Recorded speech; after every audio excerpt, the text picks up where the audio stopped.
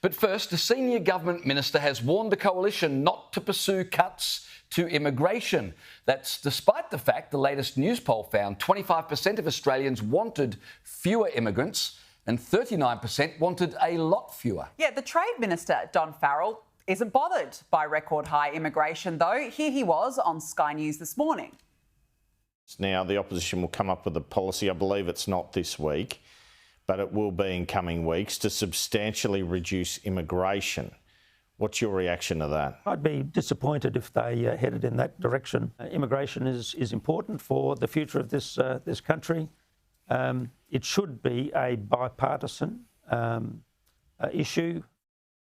What planet is he living on? Immigration is a great thing. And I mean, everyone agrees immigration is a great thing. So that's the first thing we've got to point out, that the idea of bipartisanship on immigration is never going to happen. Although some would say there's been bipartisanship from both parties for a long time, that is more and more migrants. But the issue is not immigration, it's the rate of immigration.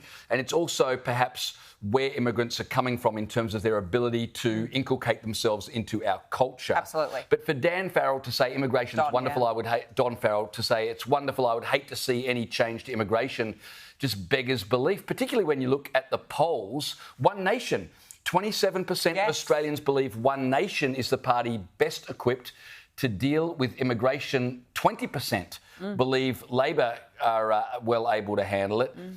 John O'Daniam was talking about the Liberal policy earlier today, and he said, which they're developing, and he said, we really want to have a policy that's not divisive.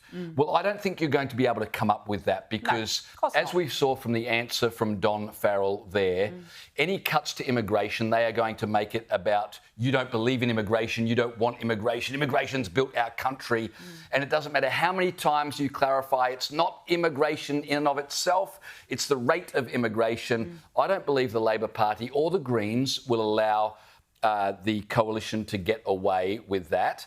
They will continually claim you're racist, you're trying to divide the community. This is one of those arguments that the coalition are just going to have to stump up, gird their loins and make the argument no matter what comes back in their direction. Yeah, it's going to take a lot of courage and conviction, but this is a debate that we absolutely need to have. I don't know what on earth Don Farrell was on about this morning.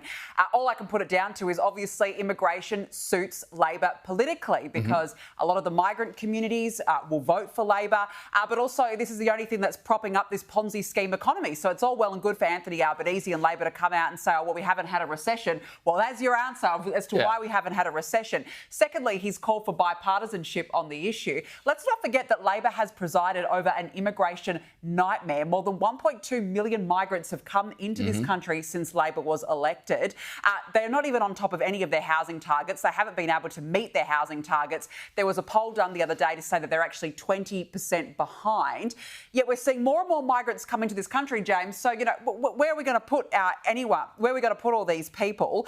And I actually think, honestly, I think we should put it to a plebiscite. I think we need a population plebiscite to give voters a chance to say how many people we want in this country, how big do we want Australia to be, and what sort of a country we want to be. This is something that Pauline Hanson has called for a long time.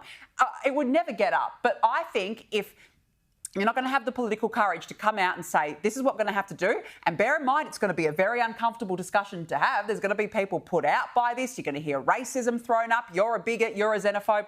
Absolute nonsense. Put it to a vote, I say. Let us decide how big we want this country to be. It was never meant to be a big Australia, but here we are in a big Australia. I get the frustration that would say, let's have a plebiscite, because when you feel no one is listening to you, then you say, well, let us have our say. What would be better is if we had an opposition that had a substantially different policy, and hopefully the coalition will give us that, though they need to give us, I think, a target and some numbers. Absolutely. They can't go to voters and say, we generally believe in lower immigration, trust us. We've been there, done that, and been let down time and time again. So I really hope Susan Lee stumps up with a definitive number and then they make the argument between now and the next election. And as the polls are showing, people want immigration lowered. And it's not because they're racist, it's because the roads are chock-a-block, the hospitals, you've got to wait forever, etc., and you can't find a place to live. Yes, so... no, absolutely. There were suggestions this week that Susan Lee would look at a cut of 100,000 to the NOM.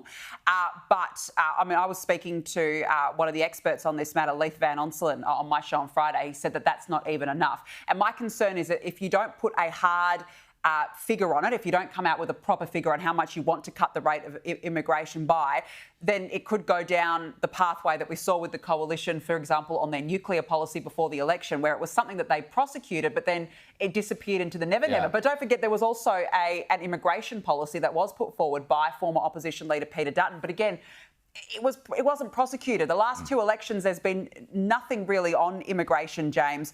But we've got a problem where we've got migration that is absolutely being thrust upon us, and we cannot get everyday Aussies into houses. And that's power prices and immigration. Totally. Just take those two things, hammer them over and over again between now and the next election. I agree. And you never know what could happen. No, exactly.